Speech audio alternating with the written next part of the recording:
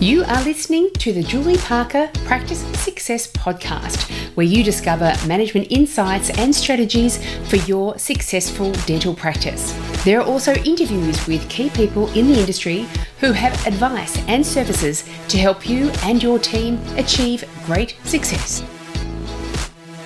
Welcome to this episode of the Julie Parker Practice Success Podcast.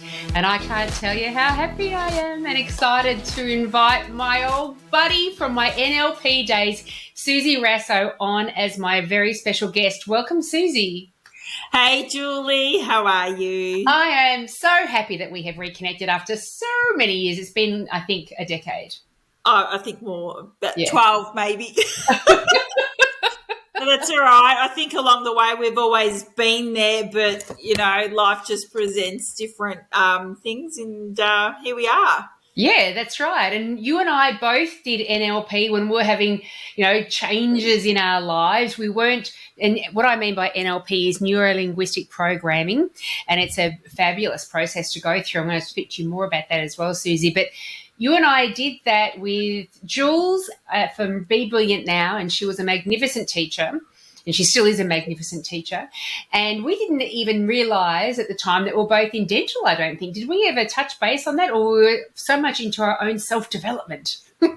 I just think we were so much into helping ourselves out and trying to work out where we were in life. Yeah. We knew we were in part of the same industry. Well, at the time, I'd left dental for a short time. Yeah.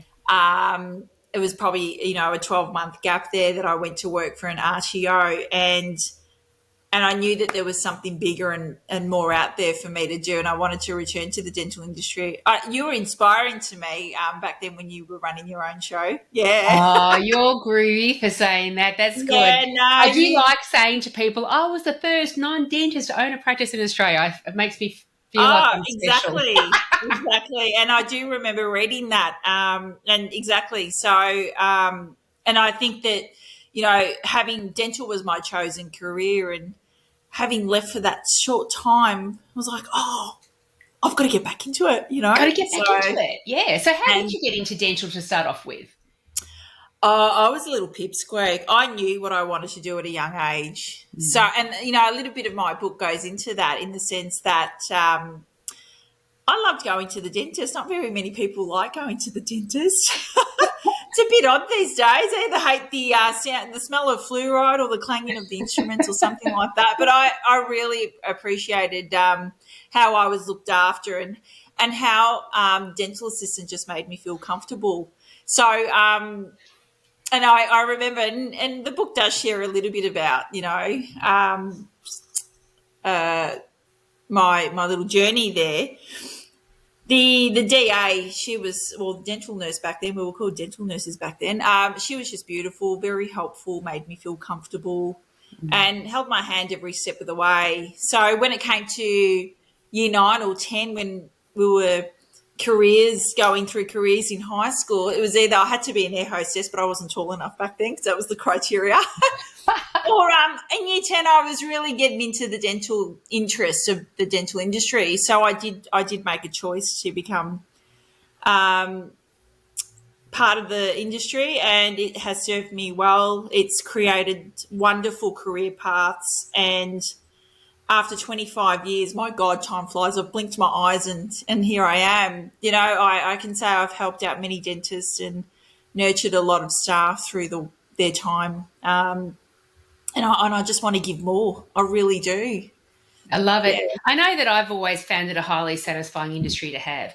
And I recently was going through some customer service stuff with a client, and it made me recall back to the days where, you're young and stupid and you're not delivering the best customer service. And the times that I have gained the greatest personal satisfaction out of this industry is when I was giving more of it than average, than what I would normally give it. I'm sure you have felt the same way.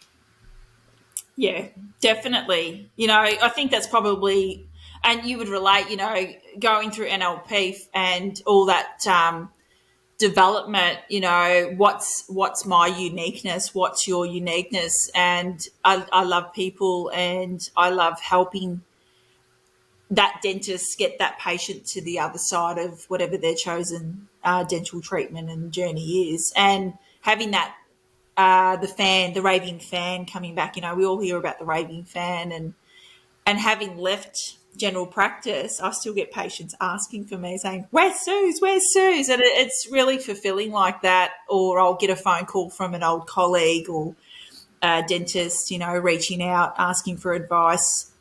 And that just makes me feel humble that they trust me to do that. Yeah. I love that. I love that.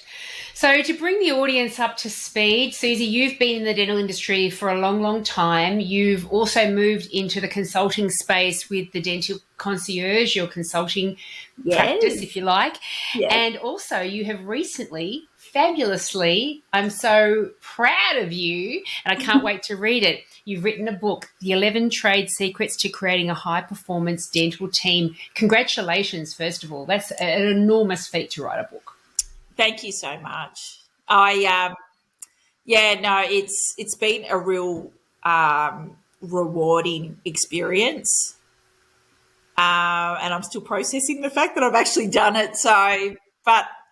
And I'm still getting my head around, you know, I'm an author. I am an author, and I've got to own that. Me? Yeah, Oh, the book, that's right. I am an author. It took me a good 5 years to decide. I wanted to always write a book. I really wanted to share my story, and I think I came across one of my colleagues in a coaching program that I did back in 2017. She owns Dean Publishing, so Susan from Dean Publishing runs a fantastic gig out at Mount Macedon there, and I went to one of her retreats. It was just so relaxing, and it really opened up everything inside that I wanted to bring out, and it was about creating high-performing teams. You know, I give credit to the dentists; they really do put up with a lot from auxiliary staff, and I really wrote the book sharing. I mean, a lot of it's my experience and what I've done and what I've learned in my time.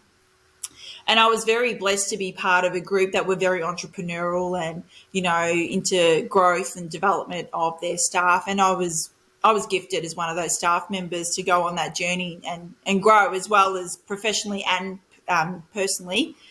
And I thought, I want to get a book out there. I want to teach either staff or practice managers or business owners, dentists, what I've been through. And there's some activities in there that are really good, and it's a fun way to interact with the team. And it's only a short read, so you know, we're so busy in the dental world, we don't have the headspace to even sit down and read, you know, books based on dentistry.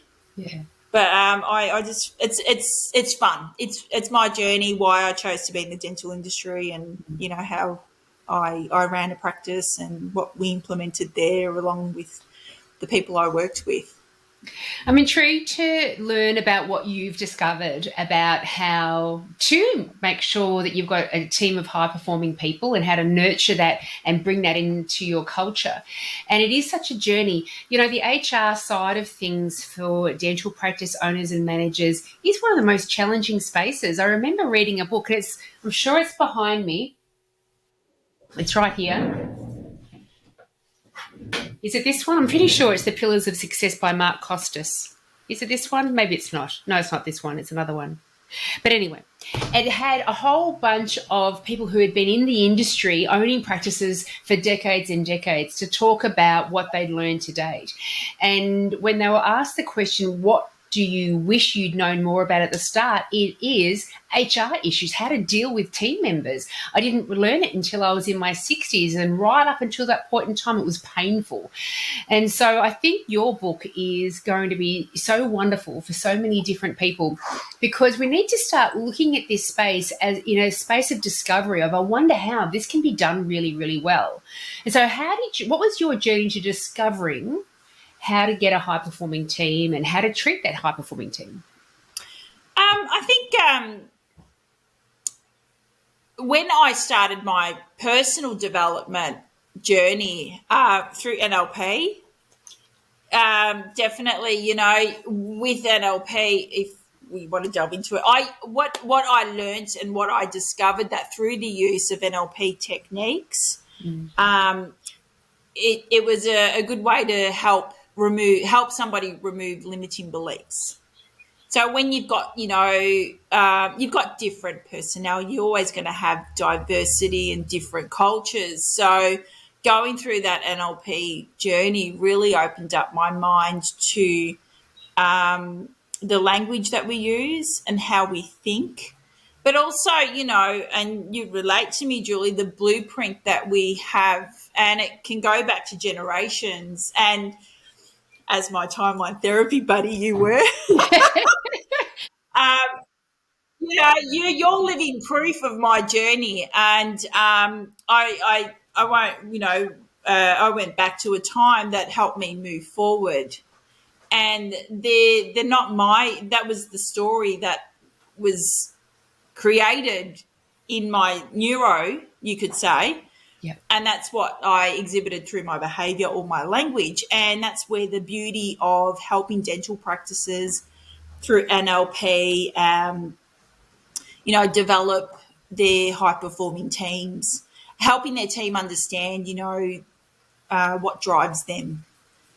In the book it talks about Gary Chapman's 5 love languages, or Anthony Robbins' his 6 human needs, and values and things like that. So they're wonderful tools that I obtained, and that's what I got out of my career and what I learnt and how to turn things around. So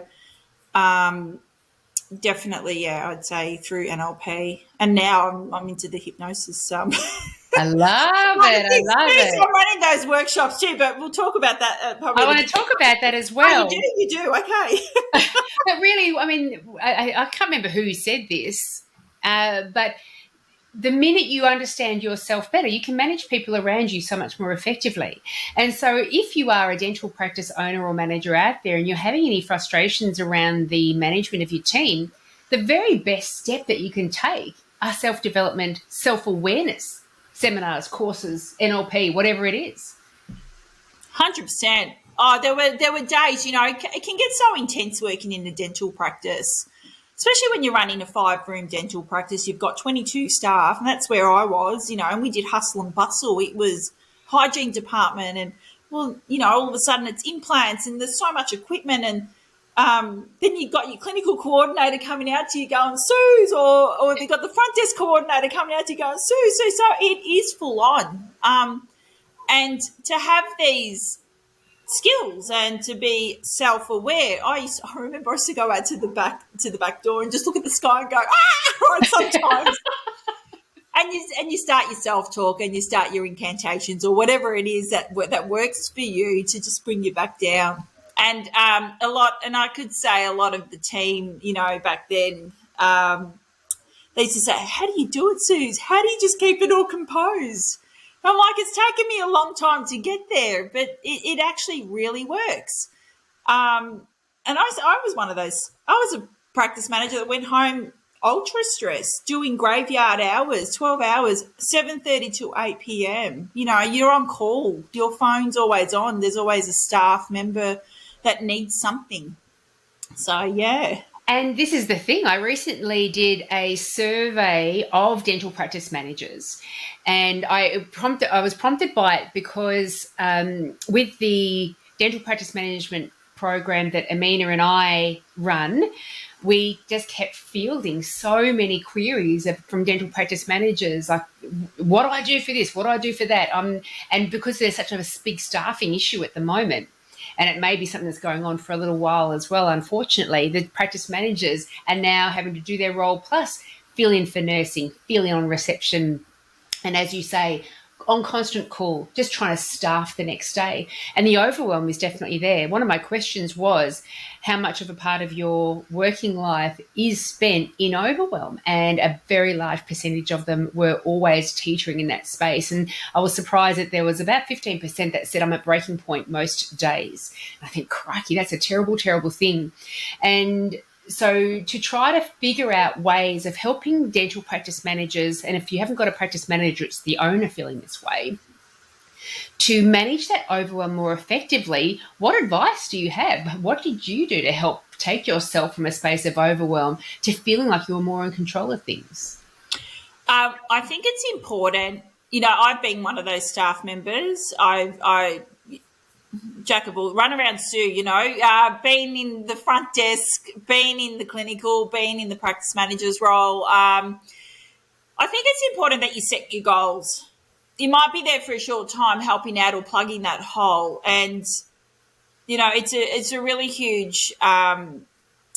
It's a really huge responsibility to be a practice manager, especially of a large practice manager, when you've got all these staff members just needing you to be just their solid foundation, their pillar.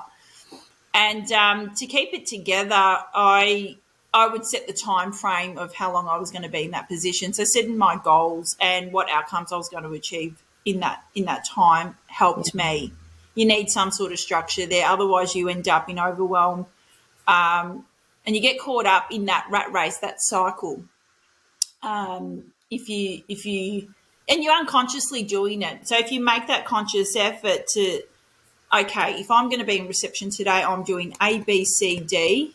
But then I'm a thinker, so I always start thinking beyond. All right, how can we stop this from happening? Or who else can upskill? And I think that's where my book also does create. It's a good way to create pathways for staff members that want to grow, if they wanted to as well. Yeah.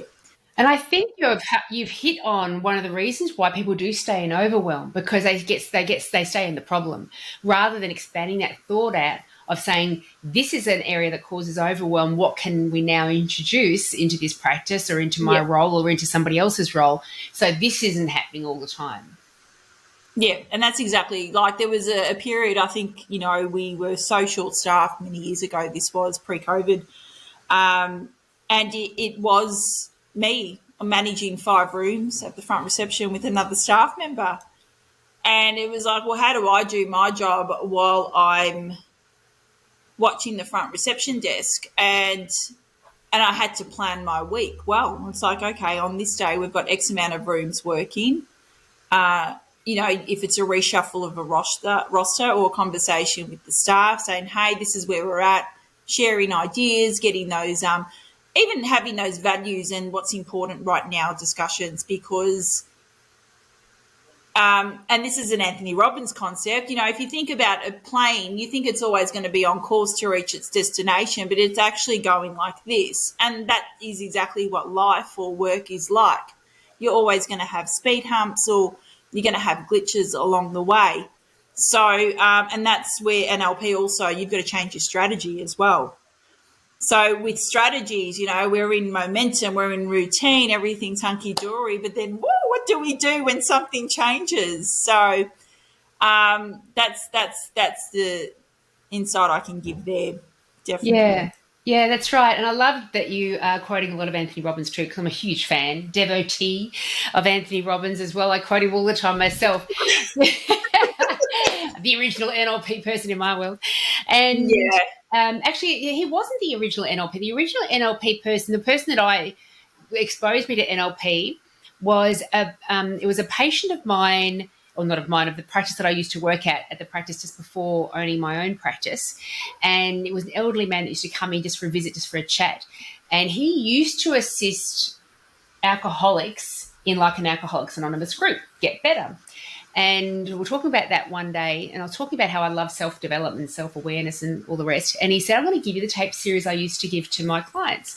And it's a very powerful series, and a lot of them would turn their life around after listening to it. And so it was an old cassette tape, you plug it into your cassette recorder. And it was 6 tapes. And it was a guy named Mike McCaffrey. And these 6 tapes did change everything for me. And it was because of those 6 tapes. I listened to those 6 tapes, and then I thought, I think I want to own my own dental practice. And that's what leveraged me into that journey. And 6 months later, I was standing in my own dental surgery thinking, Fantastic. What the hell happened? But I have looked up Mike McCaffrey routinely, can't find him anywhere. So I don't know if he was just an angel from the heavens. I have no idea. Yeah. But Tony Robbins talks about There are people in this world that feel like life is happening to them. And there's others that recognize that life is happening for them. And I Yeah. think when we do go through spaces where there's overwhelm, there's too many problems going on, we only see the opportunity for growth, the opportunity to get better in that moment when we see that life is happening for us. Why is this happening for us? How could this be happening for us? How can we make things better now? Rather than Yeah. saying, I'm put upon constantly by all these things happening to me in my role as practice Yeah. manager. So what I like to consult and teach practices and business owners, I often ask them, are you the cause or you the effect? Ooh. Ooh. I love it. So, and I often say, oh, which side are you on? So, are you caught up in that moment, or do you want to be the results of that? So it's also just reframing it and just asking that question so they actually have an internal understanding and representation if they're the cause or the effect. So obviously, they're going to be stuck in that moment. But until they have that awareness or they make that conscious decision to get out of that moment, they're always going to be stuck. So your results will always equal your outcomes. Yeah, that's it. Yeah. And that's going to help them in so many other parts of their lives too. You're kind of coaching with people what you're teaching them in that moment, how to frame things, how to shift your intentional space within that. That's going to teach them how to run their whole life more effectively. Well, it does. Life is not made up just of work. I know we spend a lot of time at work and we want to have really good working relationships and we want to go home being happy. And I think that's the big core reason of what I do, because, I've worked with so many people that have been caught up and it's affected other areas of their life. Their business takes over, or because they're so caught up, they haven't taught their teams, or they haven't shared their skills, or they haven't gone and, trained further, and, depends on their mindset as well. But, when we look at life, we've got our family, we've got our lifestyle, we've got, everything around us, and a lot of our blueprint, if I go back to that, is a representation of what's important to us and how we were what our upbringing was, and the values there of your religion, if you're whatever it is, family, work, your health. So those are all other important areas of life that this can move into as well. So that's why I'm really big on this. I'll be honest, when I started NLP, it was actually through my practice manager at the time of the practice I worked at. I'm like, what's this foo-foo business, And, but, things resonated with me and I did understand it. And at the time of my life, I did an NLP going to get help for myself. Little did I know I was going to become a coach and practitioner out of it. And God bless, it was meant to be. That was exactly where I was meant to be at that time. And now you've gone even further with that. Now you're teaching the practitioners. Yeah, no, it's amazing. I'm certified to teach hypnotherapy, and I recently completed my diploma in NLP and NLP and hypnotherapy. So I'm certified to train both of those, timeline therapy as well. Beautiful. I love it. I mean, I love all of it, and I agree with you. It just, when I walked into it all and was exposed to it all resonated so well with me. And we do get very stuck in our blueprint. Our blueprint, that's permanent, isn't it? What do you mean it's not permanent? What do you mean I can change it? And you're going to tell me how to change it? Wow! And it's actually more straightforward and easier and shorter than we think. We don't need to go through years of therapy to get all this moved around and changed. Wow! So I think it's all extremely powerful. As always, the steps may be simple, but it's not an easy process. I've had, we've all had ups and downs in life. I certainly haven't had the downs that some people have, so I'd hate to, make it sound like it's simpler than it is. But we can complicate this journey of self-improvement and self-development and pull ourselves back from really going full bore down that path. But when we just release the floodgates and let ourselves down Just go that with the path, flow. what's on the other side? Woo! Oh, give me more. Give me more. Release, happiness, no resistance to anything anymore. It's really quite Yeah. glorious. Yeah. Yeah. So tell me Yeah. about the hypnotherapy side of things. So with hypno, hypno is amazing. Hypno, it's the most relaxing introduction. Like, I'm doing the introduction certified trainings at the moment. It's just a 3-day event, and it's live. That's just like one of the most relaxing trainings I think anyone would ever attend. And even though I am, my main niche is dental, really anybody can attend. And there's a lot of, there's always a lot of hoo-ha around hypno, but everybody's got some sort of, they're intrigued. Most people are intrigued about hypno. So with hypno, being able to teach hypno, and if a dental practice owner wanted to introduce that into their practice, it would really be an amazing, I think, add-on and a great value. It would assist them and run a hypno session with their staff if they even wanted to, relaxation, stress reduction. But I sort of, when I started the journey of hypno, I sort of took it a little bit further, and I thought, well, how do we apply this in terms of patients? Yeah, okay, there's pain control and helping anxious patients, and it does really target the people who want to work on weight loss and performance enhancement and quit smoking and removal of habits like nail biting and things like that. I'm like, how is hypno applied to dental? So, and all those areas actually tick the box, because in our comprehensive dental examination, you're going to find the person there's a big thing about people grinding and nail biting, chipping all their front anterior teeth. So, to help and assist a patient in removal of that habit would be great for them, because I'm sure, that and then it's probably driven from stress, and you can help the patient through stress reduction.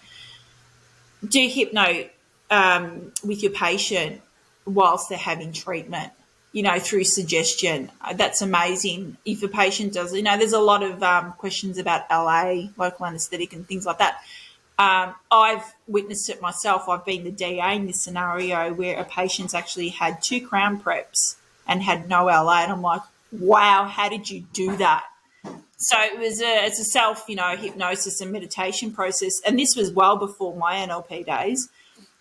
She took herself through this process, which fascinated me, and we were able to do 2 crown preps, cutting into the tooth, going into the next layer of dentine. That's very sensitive, and she managed to go through the whole procedure through hypno and meditation. Look, it would help a dentist in performance enhancement. They might have goals. They might remember a time where they were kicking, goals, and they want to get back there, and it's about bringing them back to that time. So sometimes that slingshot effect, bring them back to move forward, helps them, and weight loss. We always talk about health, and hypno is a really good way of assisting in those areas. But stress reduction, I think, is the main thing, and anxious patients. And anxious patients, that's it. I mean, I think, and I agree, I think it's going to be so impactful in so many different ways. And anxiety in young children, for example, has never been as high as it has been over the past few years, with them all being trapped at home and lockdowns and worrying about more things than their little brains are supposed to worry about. And so in terms of giving young people a more confident, stress-free, anxiety-free path forward, hypnotherapy is such a magnificent space to move into. But that's right. But for the dental team members as well, on top of the patients, hypnotherapy can play a very big role in your practice in so many different ways. And I like that I never even thought about that side of it. I always thought of it from the perspective of you've got an anxious response to going to the dentist, and how is that preventing you from getting the care that you need? But I hadn't thought about you've got habits of tooth biting, nail biting and tooth grinding that is also having a negative impact on your oral condition, and to move patients on through that as well. There are so many practices that really want to find their niche, find their something different from everybody else. And a lot of practices do say, oh, we're different from everyone else. And you say, how? And they say, oh, because we're like a family here. Well, everyone says they're like a family. Or because we have the best technology. Well, everyone has the best technology. Because we're the friendliest. Well, everyone's the friendliest. Yeah. But when you talk about that the team members are trained into or aware around hypnotherapy and can really start to appeal to a completely different dental market of patients moving through, alleviating themselves from the things that either stop them from attending the dentist or worsening any oral conditions, that's enormous. I mean, bad diet, you're talking about weight loss. Bad diet leads to diabetes. Oral systemic effect of oral health on diabetes as well is enormous. This has, it's huge. Substantial impact. It's very broad. Yeah. So beautiful, Susie. The Dental Concierge, tell me a little bit more about that and how you work with dental teams. So, it's just a generic name, isn't it? The Dental Concierge. I love it. I think the bigger picture was, I know that there are other dental concierges, but they're in the States, right? I'm the one here in Melbourne, Victoria, and I'm .org, not .com. Look, obviously the Dental Concierge came about because obviously I want to help people, help dental practice owners and, help them through their stress and help them focus on their dentistry while their team run the show, And where it sort of came out to be, I have so many hats in the dental world, I didn't know what would be the best business name for me. So I did choose the Dental Concierge, and because I'm an all-rounder. I've had exposure to everything. I've done my Cert 4 even. I can take x-rays, you name it. I can do refresher workshops, infection control workshops, you name it. So that's what the Dental Concierge is about. So helping practice where they can actually choose what they want to develop their team. If it's just a one little snippet of one thing, or they can buy a whole program, which for me, honestly, I'm still starting out, and that's a work in progress. But they can really tailor their own workshops. And I reckon that's required. Dental practices are so unique. They're so different, where some can allocate time for you to come in and train their teams, others cannot, where others have got small teams, others got large teams. I think the range of differences is so broad, it needs to be a really flexible program. And I know there's a lot of training companies out there. I think there is a big picture for me. I actually want to have, I'm probably being a little bit too, a few years ahead, but the big picture is a training school where I have my own army of little trainers and certified practitioners that have been trained through me in dental. So wonderful. That would be my bigger picture. But right now, how I'm helping dental practices is, look, COVID's really, really affected dental practices, and you said it yourself, there is a shortage out there. And I've gone out to see many different practices, and it's not just general dentists; it's specialist practices. It's even the public sector. There's a really big gap there, and I do listen to the dentists, and they're like, the government's got to do something about that. But I honestly, I feel that the government can assist, but I think the practice might need to just change direction and look at. I know a lot of dental practices are hiring staff that can be cross-trained, or they're from the service industry. They might have a hospitality background, or they've been in, say, the airline industry where they've got great customer service. But I think customer rapport and the communication of dental with patients is where I could really help train their staff. And I think I know I'm helping out the dental world. I'll be speaking with school leavers and high schools. Yeah, I was one of those kids, so Yeah.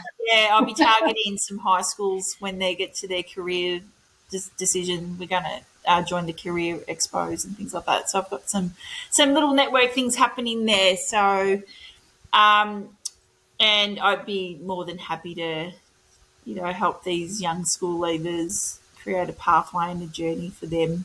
Yeah, because it's a great Yeah. industry. It's really a terrific Oh, it industry to is. be It in. is. Yeah. I love it. It's taught me so much.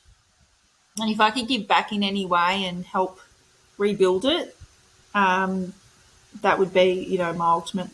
Yeah. I Not that love it's your broken. vision.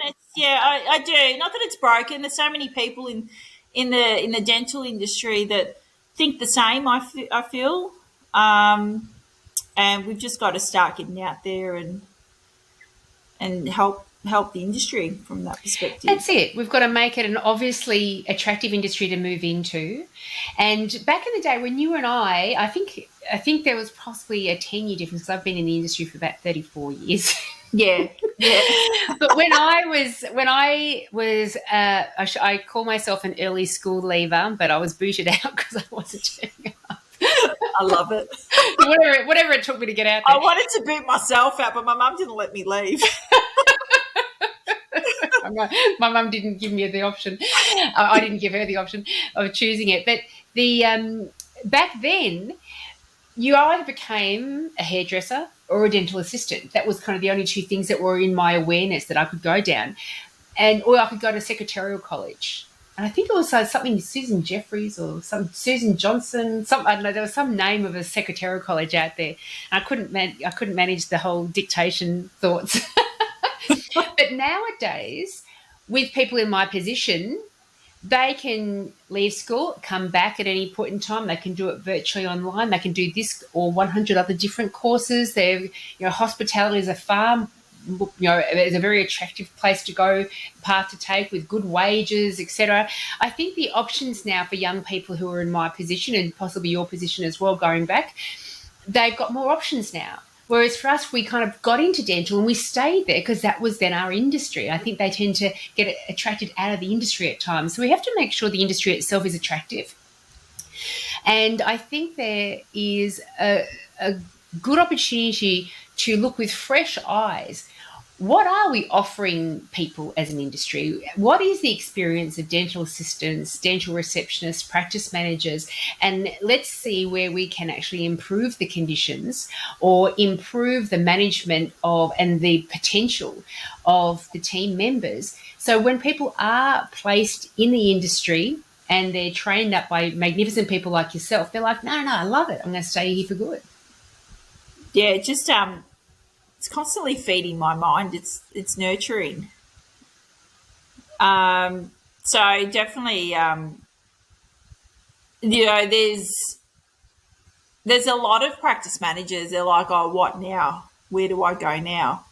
But then you've got your dental assistant that don't want to go there, but they want the better pay rate. It's like, well, can't have your cake and eat it in some way. You know what I mean? Okay, so if there are dental practices out there going through any kind of pains, discomfort that they want to move through, they can contact you and together you can work out some sort of program that's going to be suitable in helping them shift through that. Oh, definitely. I'm happy to even speak with dental practices to see what's important to them as well at this time. And I think that's probably where they're using a lot of resources or even costs. Let's talk about the cost of living is also on the high. Dental products, there's been an increase in everything. So there's inflation everywhere. I understand that. I think helping dental practice owners focus on the bigger goal is very, very important. And if there's any dental practice owners out there or dentist practice managers are out there that feel that they're caught up in that cycle of they're plugging holes or they're feeling that anxiety and that pressure, I'm happy to have a conversation with them, work out some sort of program with them. Wonderful. And if they're Yeah. intrigued about the NLP side of things and the behavioural self-awareness side of things, are you able to help them in that space as well? Oh, 100%. And I think the bigger picture, since COVID, a lot of practices are probably, looking at how their business has been operating and maybe they want to change direction. And through NLP and hypnotherapy, they can really get on board a strong team. And I think and I think there is a lot more acceptance now of NLP Yeah. and hypnotherapy, definitely. And aligning the team, getting everybody on the one page, definitely I'll be able to help them with that through the certified trainings, but even through, having that conversation wherever they're at. Yeah. Beautiful. I love it. And your fantastic book, 11 Trade Secrets to Creating a I'll High just give you a Performance. little sneak preview. So Look it at is the that. number one seller on Amazon, and I can't believe that. I'm stoked in the industry. That is so glorious. Well done to you. That's Yeah, such a so huge deal. yeah, you can directly get it through me. Just drop me an inbox message through the dentalconcierge.org. That comes directly to me. Great. But on Amazon, Booktopia, Angus and Robinson, there's a whole heap of them. There's about 10 different people that have picked it up. Oh, fantastic. I'll make sure the links are in the show notes. Yeah, definitely. Find it online, Google it, and go for it. I did I wanted to see how the process works, so I ordered my own book. Well done. I got it in 3 Then you days. knew it. So The system works. It's okay. it was my Christmas present, Christmas Eve. There you go, knocked on the door. That's really good. That's really good. Thanks. But you know what? It's interesting because I think we do that. If we write a book and then put it out there, we would buy it ourselves to make sure the system worked. But Yeah. how many dental practice team members or practice owners out there, they create the patient experience, but they never try it out themselves to make sure it actually works? Just a fingers crossed 100%. thing. I'm Yeah. with you there. And what about, I've got a good buddy of mine who's really intrigued about becoming or going through an NLP training. What about that? Now, you teach practitioners NLP now, so tell me a little bit more about that. I mean, I wouldn't even mind revisiting the whole space again. Oh, I'd love to have you as one of my trainees, students. Love you to be there. So right now I'm starting off with the hypnotherapy. So I've got 6 courses scheduled in this year. Great. They're happening every second month at the moment, up until the end of the year. And I'm planning to do my first NLP practitioner. We're scheduled for November this year, so Ooh. it's all in the beginning. But Hypno's a really good intro. Hypno does touch base with the communication model and different aspects of building rapport. So Hypno's a really good all rounder. 3-day event, 10th of February. Fantastic. 10th, 11th, and 12th. That's the first one for 2023. Yeah. Great. And do you have all those dates listed somewhere that people could jump onto and register their interest in it? Good question. Right now, thank you very much for asking. Work in progress, and I am looking at posting that out on LinkedIn and Instagram, Facebook. Yeah. Excellent. Well, all of your contact details will be in the show notes anyway. And so we can all jump on there and find out just through direct emailing you of the dates, the costs, all the other things. But it's such an interesting space to move into. It's such a powerful space to move into. And I agree with you. Back that NLP process that you and I moved through together, that was a turning point in my life. And everything improved from that point on too. And you start to understand yourself so much more, which allows you to understand other people so much more. And when we work in dental teams, we work very closely with one another, and that our moods and our behaviours and our actions have a direct impact on those around us, whose then reaction has a direct impact back on us again, and back and forth and back and forth.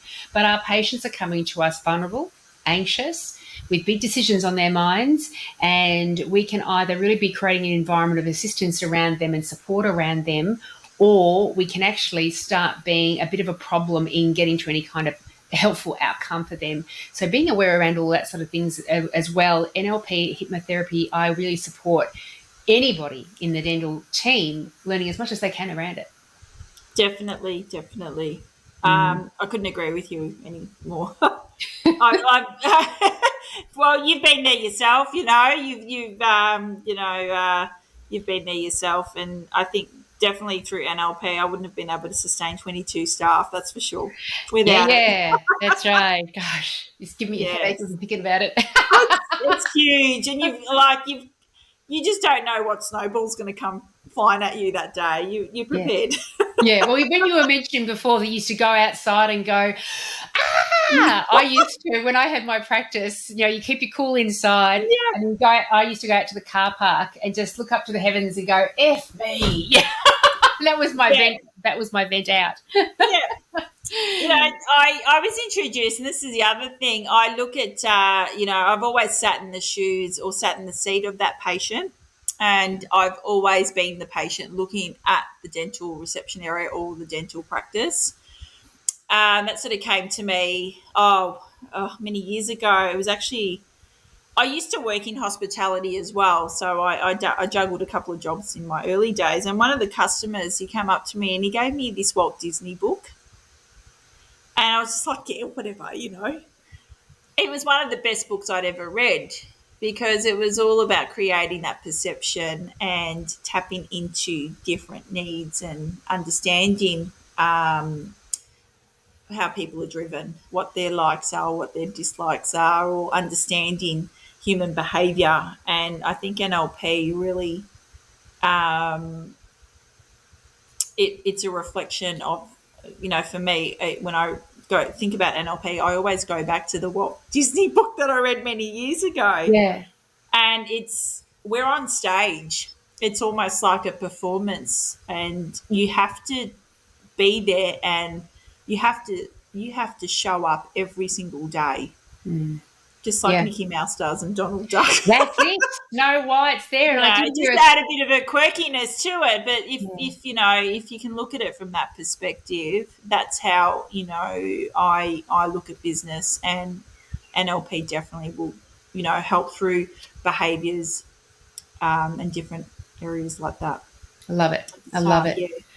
Well, congratulations on your career to date. Congratulations on your achievements to date as well. It's an absolute joy and pleasure knowing you and reconnecting with you, and I can't wait to learn more from you and redo NLP and hypnotherapy and all the things and bring it all back freshly in my mind again when my mind is less cluttered with personal stuff like it was 10 years ago. Oh, God bless you. Thank you so much, Julie. It's been an absolute spectacular, beautiful moment reconnecting with you. And I've always, you're always there. And I've travelled your journey, with all your emails and, your shows and things like that. And you're a true inspiration. And I can't thank you enough for having me as your guest today. I really, really appreciate it. And I look forward to definitely sending you out a signed copy of my book. Woohoo! Yay! And connecting with you again in the future. That'd be fantastic. Thank you. Thank you for everything. Very humble. Thank you so much. Pleasure. If you enjoyed today's podcast, then you should come along and join the club. The club is a whole library of lunch and learns with new lunch and learns being produced all the time that help your dental team gain greater success in your systems, in your team behaviours, in your patient management, in your patient engagement, in their treatment plans. They are usually around half an hour in length, and so team members can sit down, be paid for their lunch break, eat lunch while they're being inspired and delivered all of these insights and strategies that can be implemented so you all achieve greater levels of success. Also, Amina and I, my buddy from Dental Management Expertise, have a company, Dental Business Mastery, together. And our flagship online 1-year course for dental practice managers and dental practice owners to learn how to very successfully manage your dental practice is available. Head over to dentalbusinessmastery.com.au to find out more information, and has information about any other courses that we've got available. Also, make sure you do jump onto my website, julieparkerpracticesuccess.com.au, and you will see a whole load of free information. There are articles, the blog, downloads, templates, a whole load of things that are designed to help you overcome any specific challenge that you've got going on in your practice at the moment. If you have any suggestions of topics or guests that I can have on the podcast, please let me know. Thanks for listening.